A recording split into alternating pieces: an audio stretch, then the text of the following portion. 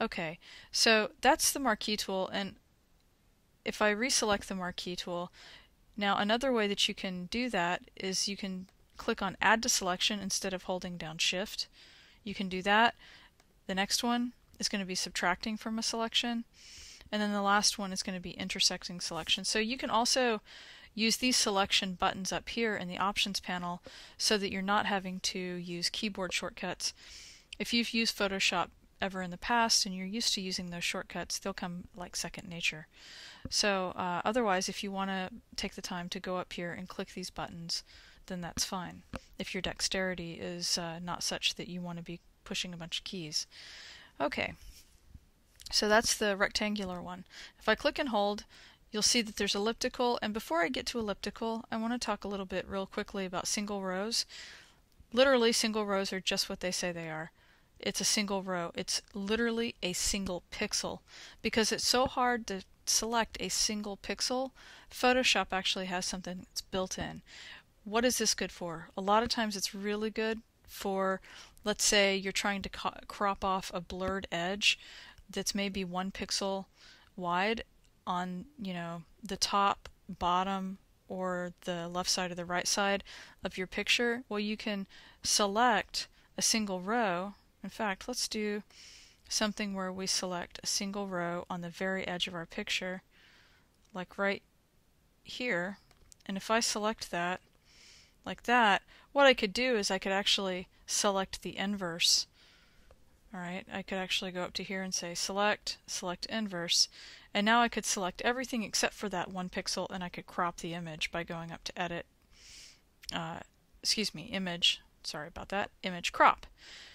Well, that's just something that sometimes people will want to do. In case you're wondering, why would I need to be able to select a single column of pixels? That's why.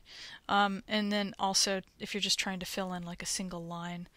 But that's what the columns are for. Let's move on to the elliptical marquee. So we're going to use this little silly graphic right here. Looks like a little shell animal. And in the book, it gives you uses this as your sort of demonstration as to how to select this object. And I think I've shown you before that, at least on this white background, it's a lot easier actually just to use the selection tool, the quick selection tool, to do this. But let's pretend like it wasn't just sitting there on a white background and it was on something a little more complex. One of the ways that you might be able to select it simply is by taking the elliptical marquee tool. Now, there's some different ways to drag selections with the elliptical marquee. And this is also, by the way, going to be true of the rectangular marquee as well. But a lot of times it's a little bit more complicated to try to draw something that's a circle than it is to figure out where you're supposed to be drawing squares or rectangles. So let me just show you real quickly. Now, if you generally, the first thing that you're going to want to try to do when you start using this is to find an edge, click, and then start to drag. Well, you can see what happens is that it starts to draw the marquee in a place that you maybe weren't expecting it to draw.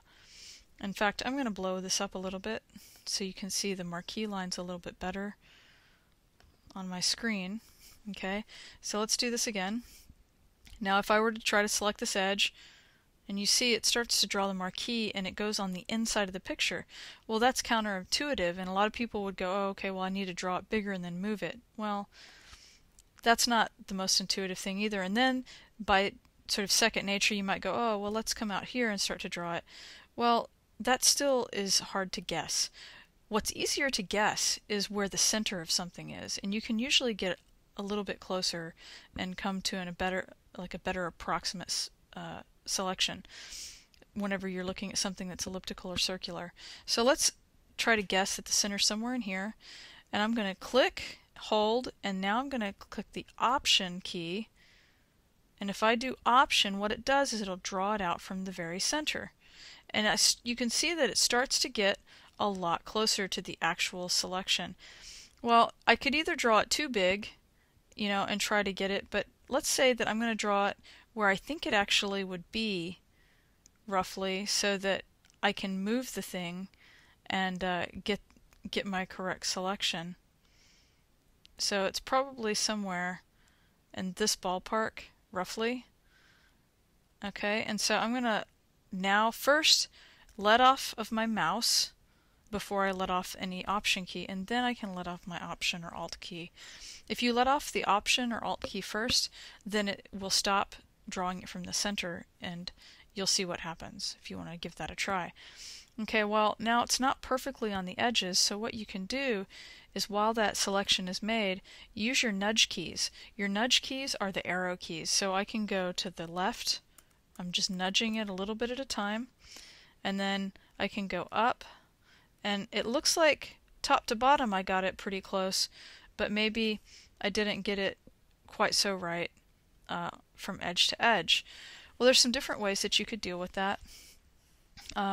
For one thing, you could go up to where it says select, and you can go to modify, and if it's something that you think might actually be a simple fix by contracting or expanding, I'm going to see what happens if I expand the whole selection by 1 pixel, and that might actually do it. Okay, so let's inspect. It also depends on just how specific you need that selection edge to be. And I'm looking at my selection edge, and even though it's not getting everything on this side, that might be okay for this particular image. But you see down here it's picking up just a little too much. Okay, so, and then it's not picking up enough here. So if this selection was really important to me, I'd probably redraw the selection and try to get closer to the edges. The other thing that you could also do is you can also go ahead while this marquee tool is chosen, and you could go up here and you could try to refine the edge as well. And we've talked about that a little bit before. And you could start to draw in more if you wanted to pick up more of the selection. I don't really recommend this though necessarily if your selection is something this simple, because it would be really hard not to pick up too much of the other stuff. So it's kind of 6 of one, half a dozen the other. You could either redraw it, or you could also just be okay with this. So those are kind of your two options that are probably the best options. Now, while you've got this on a white background, you have more options because it's not going to pick up as much information. But in a real world situation, you probably would want to err on the inside of the image than erring on the outside of the image. And like I said, down here you see that it's starting to pick up a little bit too much, so maybe I want to nudge it up one, and then you see here it's starting to pick up a little bit much up there. So if I wanted to, this is where I could actually do refine edge, and I could go ahead and tell it to smooth out the edge a little bit, and I could also give it a little bit of a feather. And I could give it like a 1 pixel feather and smooth the edge up quite a bit. And although the selection still looks like it's in the same place, it won't pick up as much of that white. Okay, so anyway, now if I wanted, while the selection is made, like I did before, here I'm going to zoom out first of all. I could come up here and I could go ahead and I can make a copy of this. Oh, and look what's happening. It's telling me I couldn't complete the copy command because the selected area is empty. This is going to happen a lot. It happens to me all the time when I'm not paying attention. It's going to happen to you a lot because you're not just because you're not paying attention, but maybe because you're just not as experienced. That is because I have this layer sand dollar selected when actually the pixels that I've been selecting or trying to select are on the background. So now if I select the background layer and I go back to do my edit copy, it works. Okay, and now I need to paste it, so I can go up to paste, and like I said before, don't forget it's actually there, it's just sitting right on top of itself. So if I were to take the move tool, and you see it created my new layer here, and I'm going to go ahead and I'm going to call that creature. I'm not sure what to call it, so I'll just call it creature, and I can move it, and you see here it's moved. And this is where you would have to kind of make a decision about this edge up here. And you can see that maybe this isn't going to work out for you. Like the Photoshop tutorials, a lot of them, especially if you watch the videos, they might be okay with an edge like this, but I wouldn't be. So I just blew it up again. So what I might want to do is go backwards. I'm going to go back to my history, and let's see. First of all, let's go back to a smaller percentage, like maybe 50, okay. And let's go back to paste and where we have our refine edge. And the other thing that we can do is, let's go back to, let's stay at refine edge. And then let's go ahead and I'm going to blow it up a little bit again so we can see the selection. And remember there was like a little white edge up here. Well, I didn't like that, so I'm going to go ahead and I'm going to contract it again. I'm going to go to select, and I'm going to go to modify, and we're going to contract this thing again. Let's do it by 2 pixels. And now I know that my selection is going to definitely be in bounds for the entire thing. And it's a little bit deep into this edge, so what I can do, whereas it's sort of right there on that one, I could have done it as 1 pixel. You can even see if we take it back to refine edge, let's see what happens if we go to modify it and contract it by 1 pixel. And that actually might be acceptable, and then it's less of a bump on these other edges. So let's just go ahead and stick with 1 pixel. Okay, I'm going to go back here. Let's do it back down to like 50% again. And now I'm going to copy it again. Oh, and of course it's telling me I can't do it. See? Got to go back to my background.